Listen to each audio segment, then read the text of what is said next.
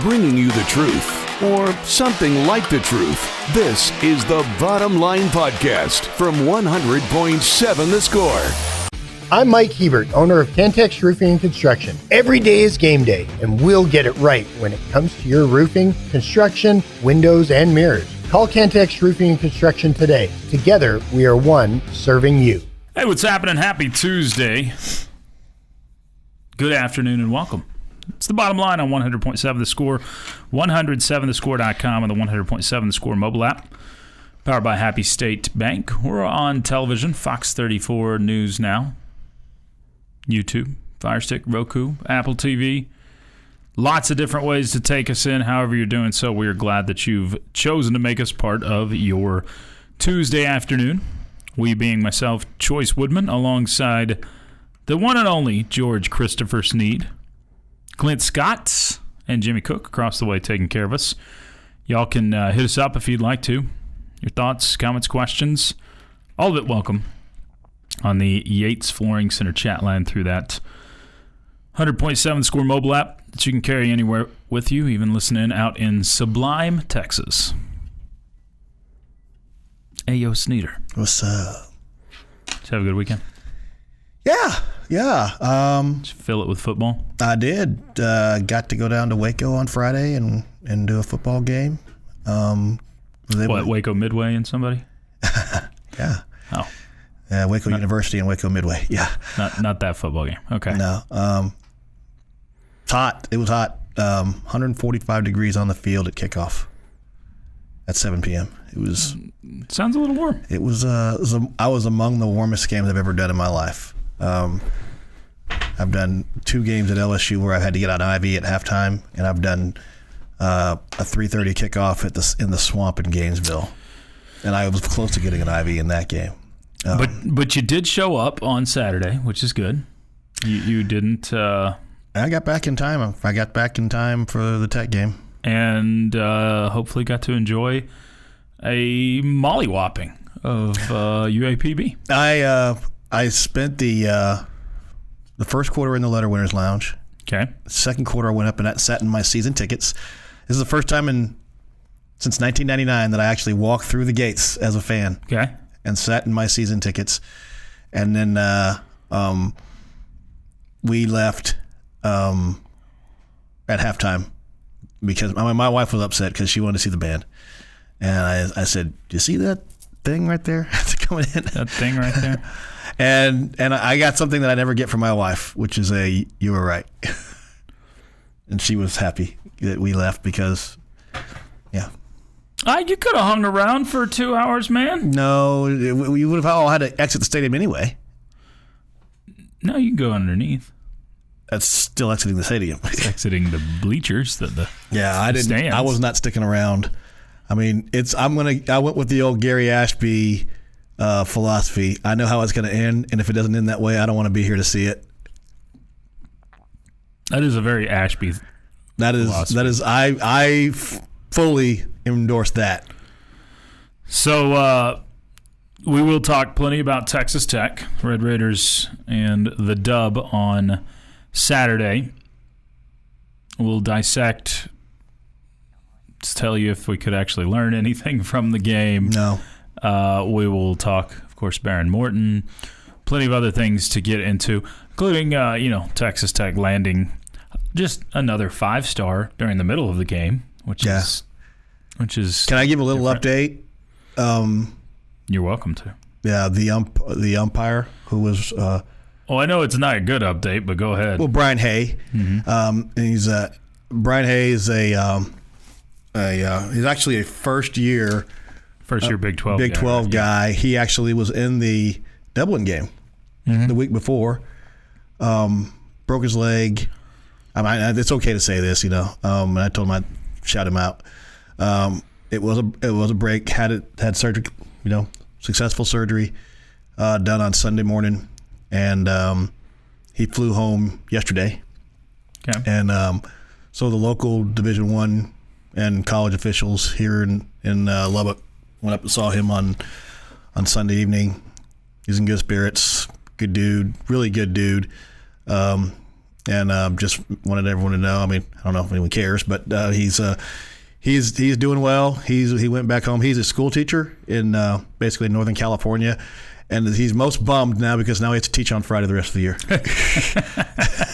he has to go back to teaching on Fridays. Doesn't get out of his work on Fridays. But really good dude, and I hate it. When he went down, I immediately said, "Oh, he's hurt." And when he tried to get back up and crumbled, that's when it was like, yeah. He said he couldn't put any weight on his foot, and when he pulled Dan Scanlon, the referee, down in a heap with him. And when he did that, I said, "Oh, he's really hurt." Yeah. So, yep, that was no fun. Yeah, and Silas, the umpire alternate who came in, you may have noticed how far back he was standing because he's a back judge by trade, and he got put in there to umpire, and he was standing good 12, 13 yards off the line of scrimmage. He didn't want any part of that. I love it.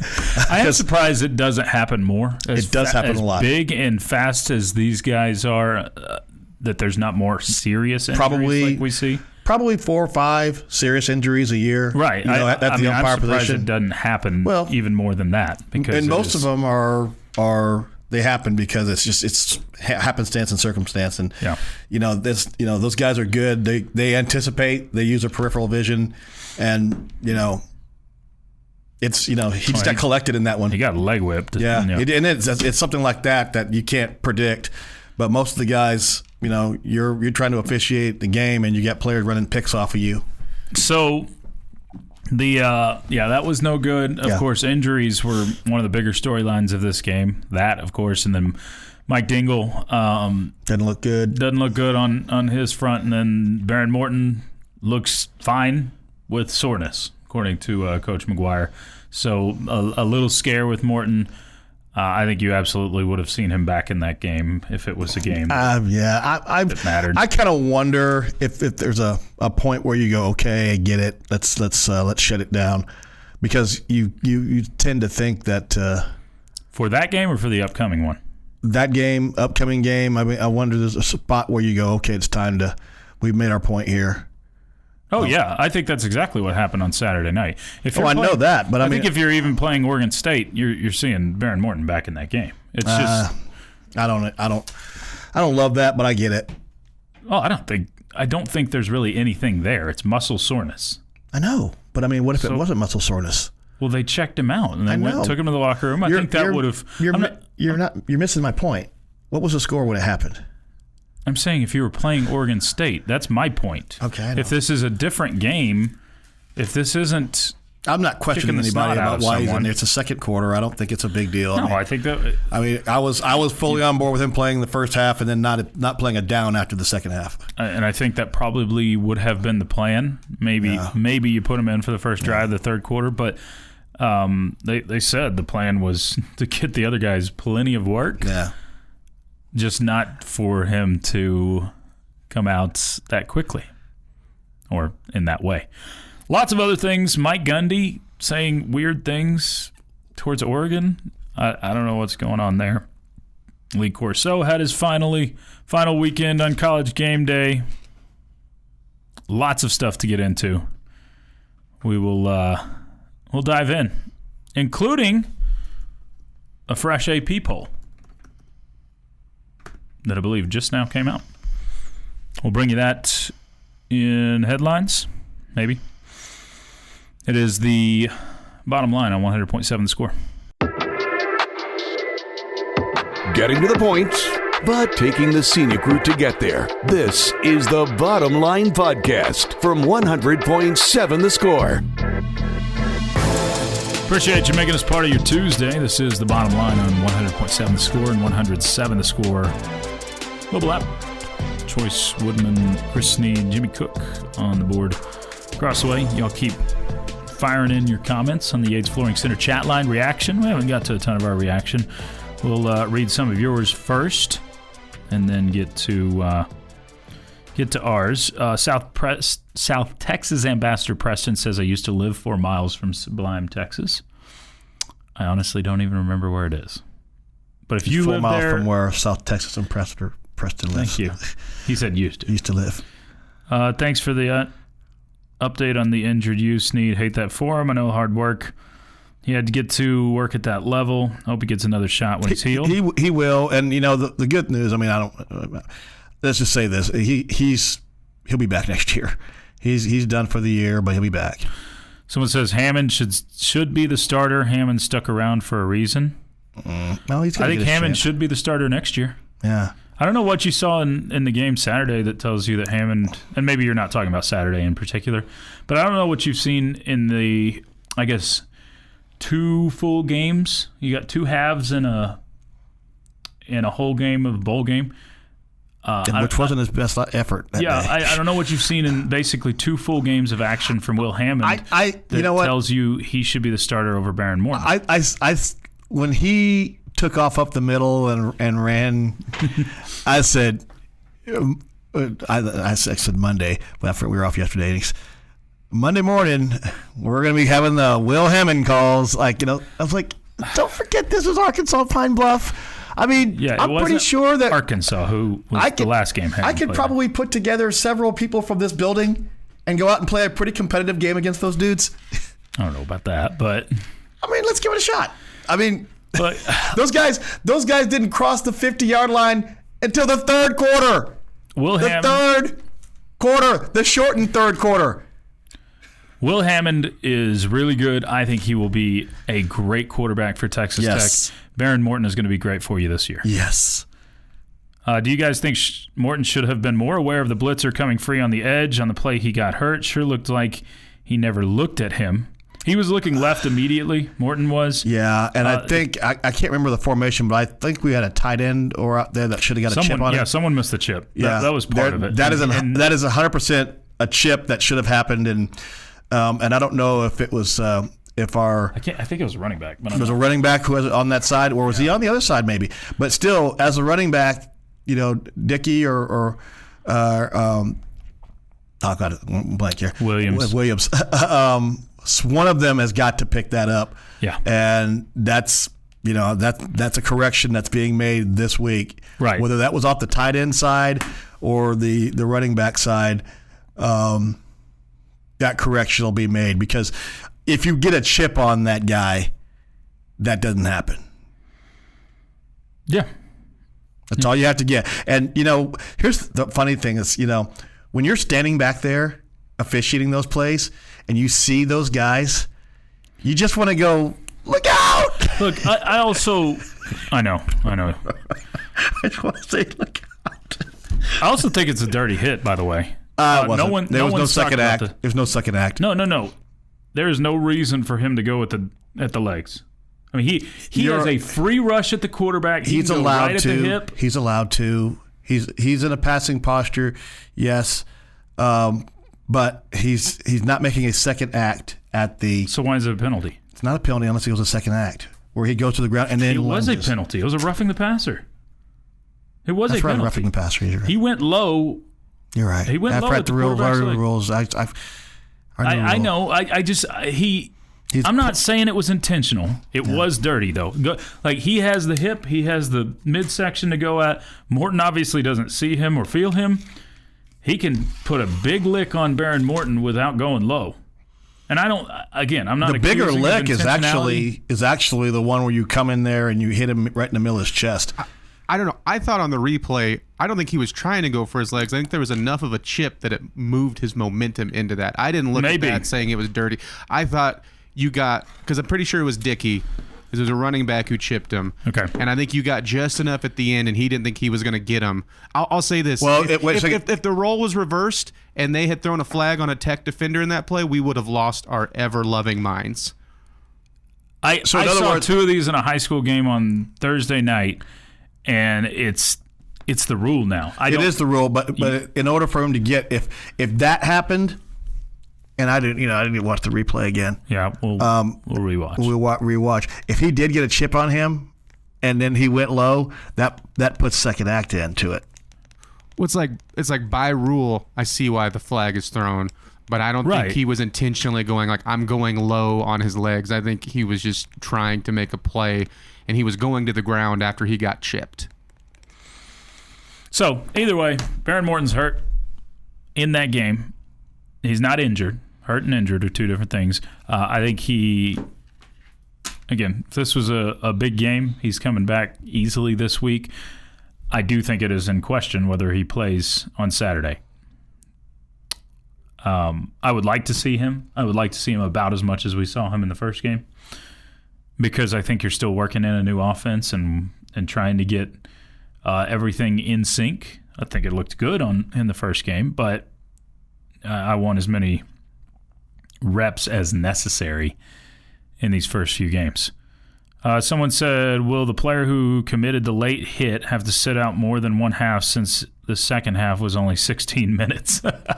You're talking about our You're talking about Mohorn, who had a targeting. He has to sit out the second half. No, it was in the first half. Well, then he set out his punishment. Right. The remainder of the game. They're saying I get what they're going, but yeah. Since the first half, or since the second half. There's Mohorn has been lucky because he had to sit out the second half of a shortened game, which means he served his penalty. As far as I know. That hit was dirty, the Choice Wine of the Week.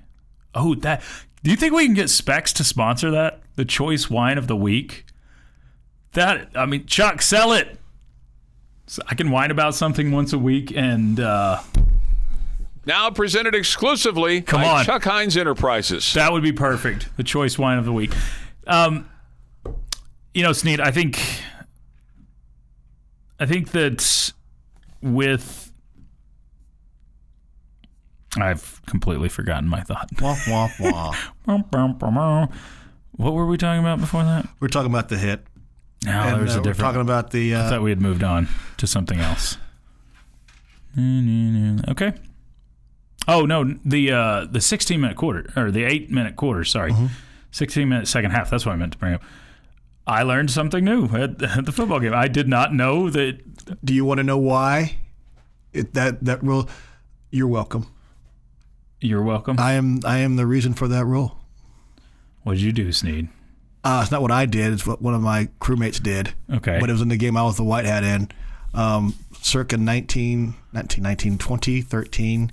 FIU at Louisville. Okay. And Louisville was winning the game 39-0 at halftime, and the head coach of FIU wanted to get the game over with.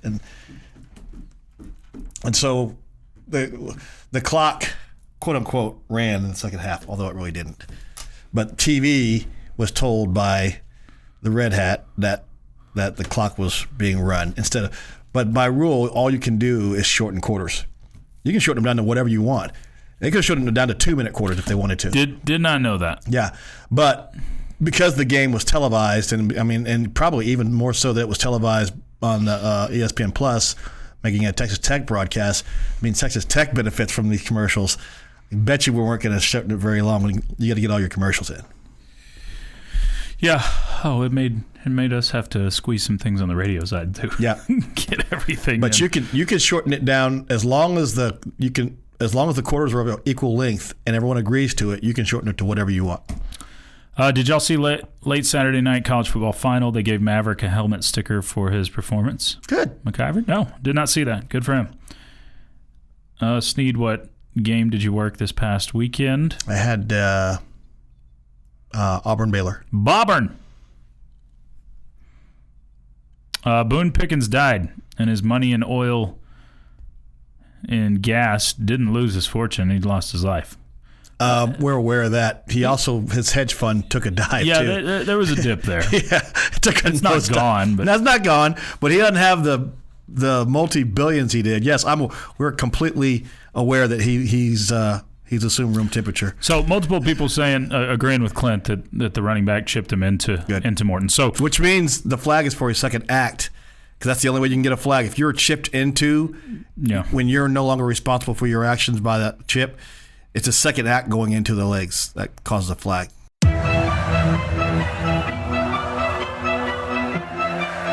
Bringing you the truth, or something like the truth. This is the Bottom Line Podcast from 100.7 The Score.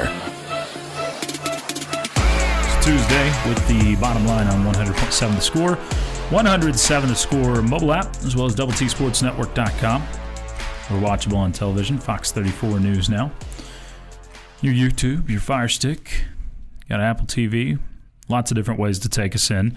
However you're doing so, we are glad that you've chosen to make us part of your Tuesday afternoon. Alongside Jamie Lent, who joins us in the First United Bank studio. I'm Chois Woodman. We got Brennan Riker as well as Jimmy Cook across the way handling us. Y'all keep hitting us up if you'd like to. Your thoughts, comments, questions, all welcome on the Yates Flooring Center chat line through that 100.7 The Score mobile app, which you can carry anywhere with you, even listening out in Parachute, Colorado. Which is very weird because I'm pretty sure the name of that song that just played is Parachute. I didn't even mean to do that. What a coincidence. I think I've brought this up before, that town name, because then I'm like, did you enjoy Parachute Day in PE? And then you're like, we didn't even do Parachute Day in PE in New York. We did some funky thing that was similar. You get under a big parachute? Yeah, I don't...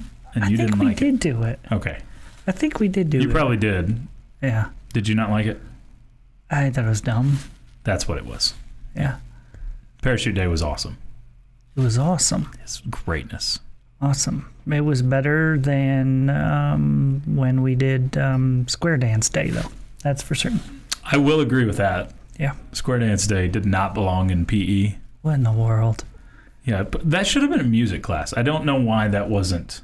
Like, if you had to do music, then why is square dancing not part of music? But I guess because it's some sort of exercise, I guess. I guess, but I'm sure you can get your sweat on square dancing. Is that your grab normal? Your partner and swinging them around and all that good stuff? Don't forget the do-si-do. No? Well, it's got, some toppings on the dough. I'm good with it. Pepperoni, sausage, cheese. How'd you enjoy the game Saturday night? There was a lot to like. A lot of shiny little pieces and toys to play with. Mm-hmm. I liked pretty much everything that I saw. Just, I don't know, doesn't have a whole lot of, doesn't bring out a whole lot of excitement for me personally. I mean, maybe for others, just because you don't feel like, it was against a team that was capable of really challenging you. So I'm didn't think we saw anything this weekend that I'm saying to myself, thought we were going to be better. Didn't see anything this weekend where I was like, man, if you're struggling with Pine Bluff in this, you're really going to struggle with Utah. I don't think there was anything like that, so I'm going to call it a very successful Saturday against a lesser opponent. This was about as, at least in recent memory, about as much of a script day as possible for your football team against an FCS foe. Because there's been plenty of days. I think what you pointed out at the end there is where I walk away feeling good, at least. I mean, I don't think you can walk away feeling great about playing an FCS opponent, but there's been plenty of them where you're like, oh man, if you struggled here, then what's going to happen when you face better competition? Yeah. There wasn't a single facet, maybe outside of a missed extra point and some special teams miscues. Maybe that's where you point to. But, a couple holds on kickoff. But almost returns. all of that is, looking inward. It doesn't have anything to do with how good your opponent is. I mean, missing an extra point and holding on kickoffs has to do with yourself more than. And I think Joey McGuire said it was lazy blocking in the post-game press conference when talking about the holds on the kickoffs. But yeah, I really don't look at anything, I think, from this game and say, you got to be better there. And that's how it should be when you're playing an opponent like that. And quite frankly, you're going to hopefully have the exact same day this coming Saturday, because I don't think the competition just gets a lot better. Maybe a smidge. I don't know that it's going to be much better. But they did win. Kent State did for the first time in 21-game losing streak. Yeah, first time in 22 tries that they won. Hot team you got coming into town. Woo! Blazing. They are technically on the same winning streak as you are. So. So. Yeah, I'm a little bit worried that we won't have as good of attendance this Saturday as we had last. I heard you say that this morning, and I don't know. I mean, I'm not saying you're wrong, but is it just because you think it's because people will get bored of what happened? You didn't get a full game Saturday, and a lot of people probably weren't planning on leaving at halftime that did leave at halftime. Sure. So maybe you do still have people show up in hopes of getting I'm not saying that's going to be empty. I'm just, it may be instead of 62,000, it may be 52,000. Attendance, not sold tickets. Yeah. Because he had 60 in, and it was a full 60. Yeah. So take 10 or 15% off. I think your worry's a little strong. I think people are really bought into this team. I'm not saying that they're not. I think people. That is not the suggestion at all. No, and I'm not implying that you're not saying that. I'm just saying I think people are bought into this team. Therefore, they will show up regardless of opponent, because that's easily the best FCS game attendance-wise we've had in a really long time. Mm-hmm. Easily. I mean, you had butts and seats. You had students there really early. I think there is a buzz around this team that you haven't had in quite some time. So I do think that will pick up any sort of slack that you might normally get in a game like we'll have Saturday. There's less than 500 tickets available. Yeah, no, I get it. I get it. I think you're going to sell it out. I just don't think. I'm not trying to be critical here. I'm just saying 67-7 is boring, and when you know it's going to be 2 weeks in a row, and where I think probably you'll see a lot of people leave at halftime. And that's where I think you'll. I think that's where it is. I think you'll still have a bunch of people initially there, but people will probably get a little bored with the result if you're up 47-0 at halftime. Yeah, I think the weather on Saturday gave people a great excuse. Yeah. Did you stay? Actually, I know you did. I had to. It's because your daughter was there. So I would have left if I could have. I knew it. Yeah. I knew it. Let's see. Jamie, are you disappointed that due to the ineptitude of Choice and Clint, you do not have any dove to eat today? I wasn't planning on having any dove, but I'm sorry you guys didn't. I would have brought you some. Okay. Did you have a good weekend? Did it? We went yesterday evening and shot some birds and couldn't find them. Nice. Also missed a lot. Okay. There's quite a few misses out there. Okay. Well, it happens. Whole Razzle Dazzle says, definitely would have hit the transfer portal if New Home would have gone square dancing in PE while I was in school. Goodness, that sounds awful. It was a beatdown. How old are you, Old Razzle Dazzle? Because I think for a while it was a requirement, at least in Texas, PE. My mom was a PE teacher for a while, and there was a requirement for it. New Home probably didn't even exist when. Feels like it was an elementary school for us. Yes, same here. Same here. Central New York. Bringing you the truth, or something like the truth. This is the Bottom Line Podcast from 100.7 The Score. Happy to be part of your Tuesday. This is the Bottom Line on 100.7 The Score and 107 The Score mobile app. TSportsNetwork.com. Choice, Jamie, Brennan, and Jimmy all with you this afternoon. You got reaction for the Texas Tech game. We'd love to have it. Bring it in on the Yates Flooring Center chat line. We'll hear some comments from Coach Joey McGuire in his press conference coming up in just a little bit. For any of that, Jamie has a question.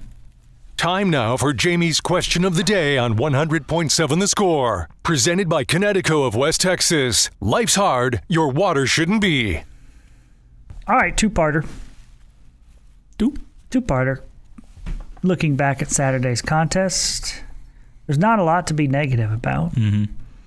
But I'm going to force you to be. Okay. And maybe it's not really. It's negative. It's just the way the game went. Okay. You know. So my question is, who, anybody, whether it be young guy, returner, transfer, old guy, whatever, who was better than maybe you expected, and who was quieter than maybe you expected. Guy that you think is going to have a big year or expected to be a major factor, and it was just kind of a quiet game for them. Okay. So one positive, one negative. Quieter. Let's go. I'm going to go full Chuck here. Now, that means probably at least partial nudity. So we won't go full Chuck. We'll go partial Chuck here and say Upton Bellefonte. I guess I'd say is quieter. One, because he didn't get the first kick of the game, and I was a little surprised by that. Stone Harrington. He got the first field goal attempt, but the first PAT went to Harrington. And then Bellefonte missed a PAT. Mm-hmm. So that would be in the quieter, more negative territory.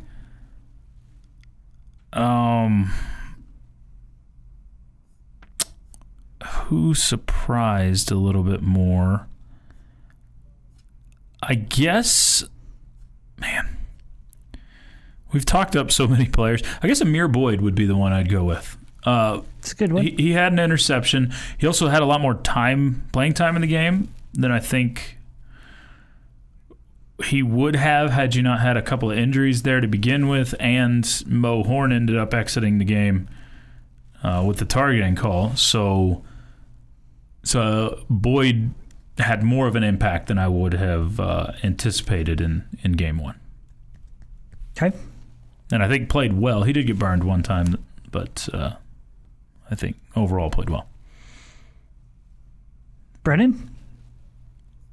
As far as players that kind of surprised me, I was impressed with Reggie Virgil, with what he was able to do in the pass game there in the first half. Mm-hmm.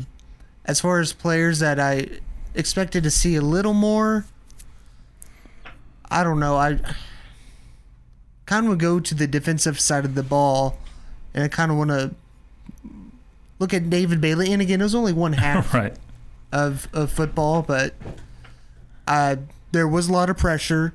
There was good pressure, just nothing that really stands out to you as far as the stats go. But again, a lot of the guys on the defensive line, like him, Lee Hunter, Romello Height, they were getting after the quarterback. Right. Just maybe I expect a little bit more, in the final box score.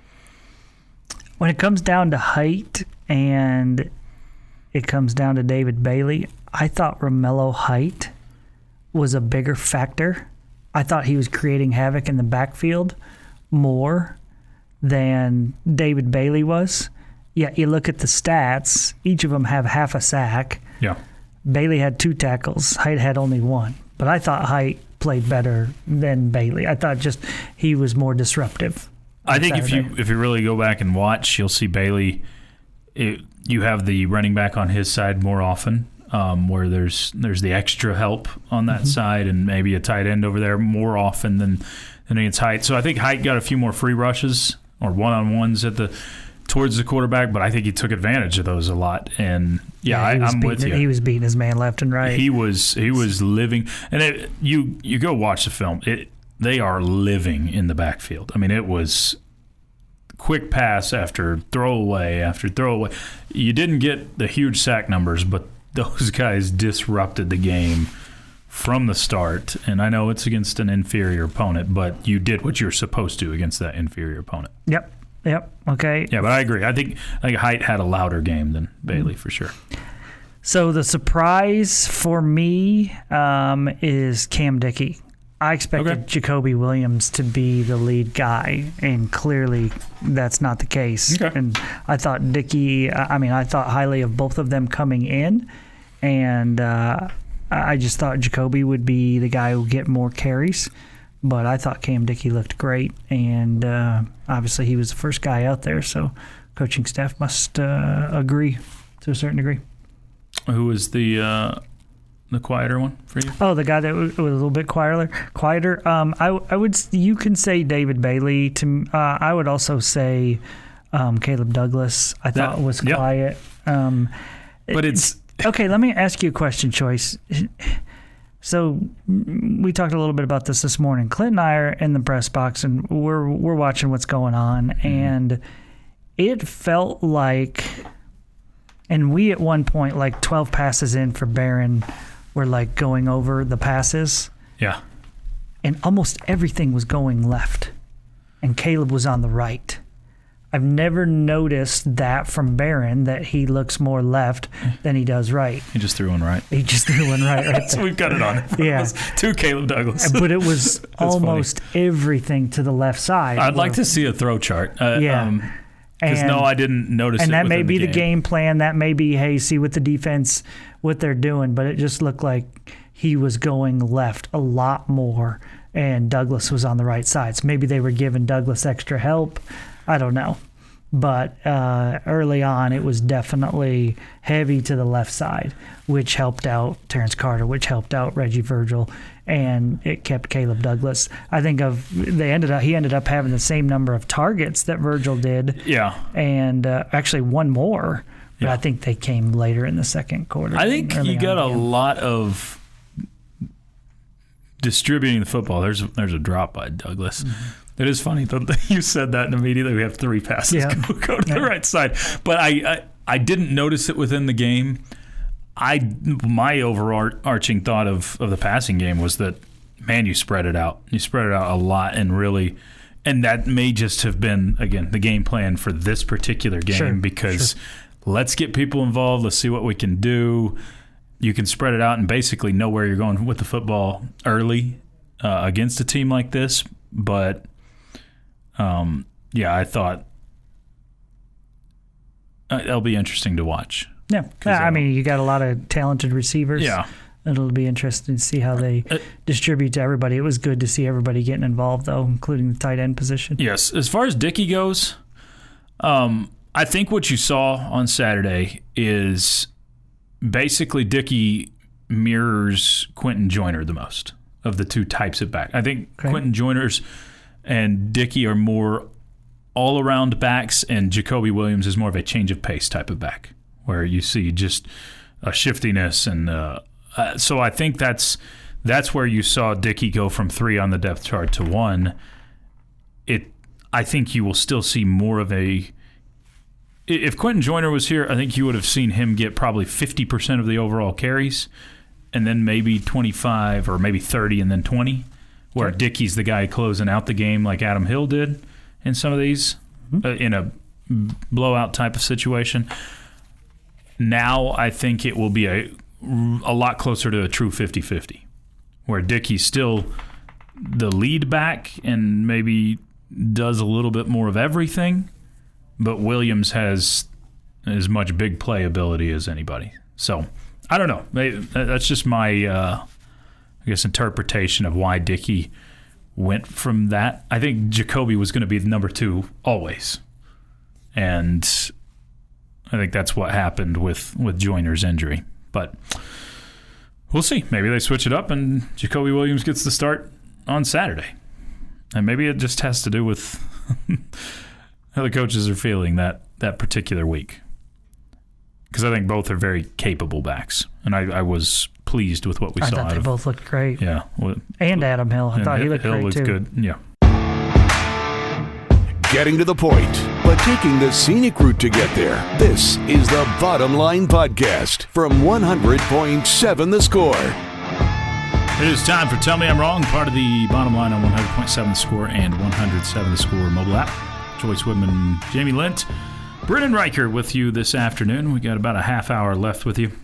Plenty of most interesting facts of the day coming your way in 15 minutes. But right now, we get to tell Brennan that he's wrong. All right, gentlemen, I want to look at Big 12 starting quarterbacks from this weekend and just the broad scope of how everyone performed. And I know we didn't all watch every single game of the Big 12 this week. Way to do your homework, Brennan. But just based on what we saw Saturday from Behren Morton in just one half of football, my Tell Me I'm Wrong statement is that Behren Morton had the most impressive weekend of all of the Big 12 starting quarterbacks.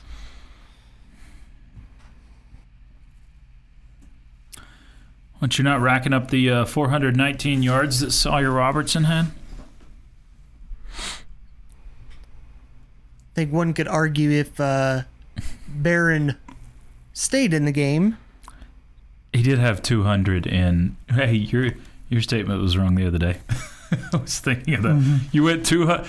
Was it 200, 100, and 100? Yep. And Behren barely got you wrong by what? 201?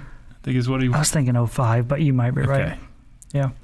I'm going to say you're wrong. This is going to pain me to say this, but I just think the numbers for... Because you can't... Is the statement was the most impressive or who had the best day? I would say most impressive. I mean, Dampier was 21 of 25. I knew you were going to do that. Touchdowns. Okay, and also ran for 87 yards. Yeah. I think that's more impressive than what Behren did. I actually think Josh Hoover might have been the one I would go with. And I do factor in who you're playing against. Now, Behren did what I expected him to do against the opponent. I expected Behren to be very accurate, to be in sync with his receivers, and to throw for a few touchdowns. He had the day I expected, so I can't say I was really necessarily impressed when I was expecting it. I can go through and tell you who I wasn't impressed with probably easier on this list than I can. So Behrens probably top 5 of most impressive days in the Big 12, but Dampier and Hoover, considering opponents, definitely in there. I wasn't impressed with Avery Johnson. I wasn't impressed with Sawyer Robertson based off of expectations coming in. He missed. He ended up with a lot of yards, but he missed several throws that would have helped them win that game. So, yeah, I'm telling him he's wrong too. Sorry, Brennan. I just think, and again, the opponent was a very inferior opponent. I just think what we were able to see from Behren was a calm presence and accuracy, and he was crisp. And albeit you have a much improved O-line than from last year, but I think there was a lot of times last year where you just didn't see that crispness, that calmness in the pocket that you saw on Saturday. And that's why, to me, I was very impressed with him. Obviously, there's some quarterbacks in the league who had very good days or very good nights in week 1. But if Behren was doing that on Saturday, I think that's a good sign of things to come from him from the rest of the season. Now, obviously, he's not going to be really challenged until week 4, because I want to see what it looks more like under heavy pressure. Kent State's not going to get a good rush on him. I don't expect Oregon State to have a much better rush on him. Yeah. I think Utah State will be able to challenge your O-line, and then we'll be able to see how he does under pressure, first conference game, and it's on the road in a hostile environment. So, Jamie, there's a reason that the casinos are so large. Casinos, sports books, why they're all so fancy out in Vegas. Mm-hmm. The 5 teams that the most money was bet on in college football this weekend. Texas, number 1. Really? At +1. I guess that was probably the game that most people were betting on. Probably. It doesn't seem like the smartest bet, though. But they bet Texas +1. Okay. Alabama -14, number 2. Nope. Notre Dame -3. Clemson -4.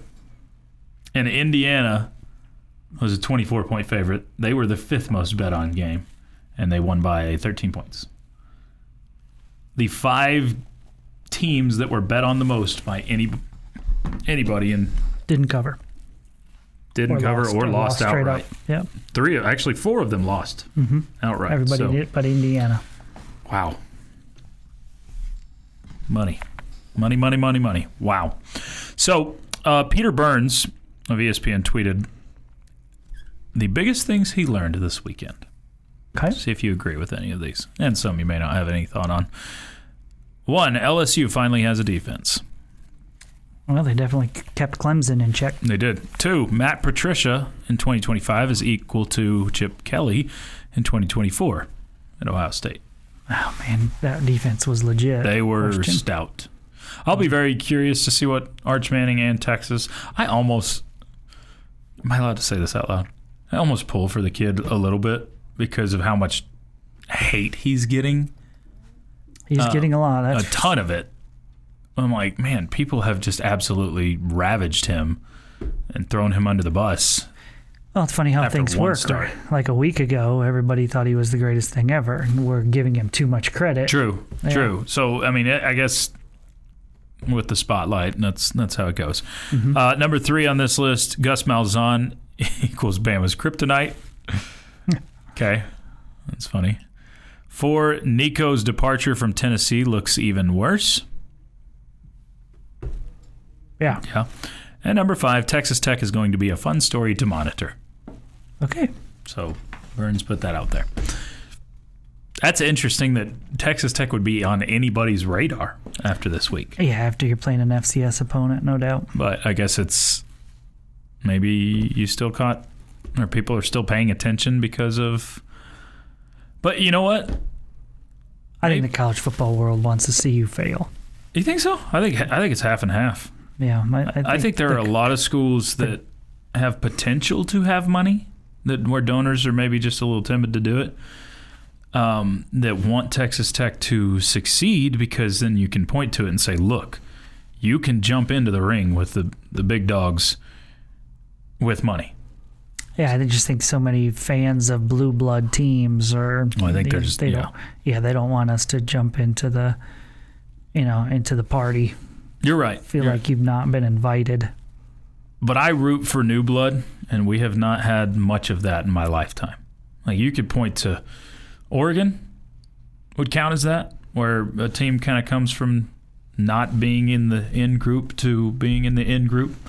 I think Clemson would qualify, where, yes, they won a championship in the 80s, but they weren't part of the big dogs until now, until recent years. I think Florida and Florida State of the 90s probably went in there, but that still feels like 30 years ago, a long time ago, where they worked their way in. It doesn't happen very often where teams work their way into that conversation. So I think there are people that will root for Texas Tech just to be something new. Yeah, that's probably right.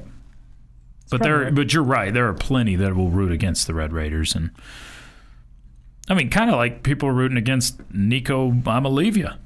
Sure. Rooting for him to have no success and not off to a great start out there. Good. Sheesh. This has been the Bottom Line Podcast from 100.7 The Score. Go to 100-7thescore.com for more from the Double T Sports Network.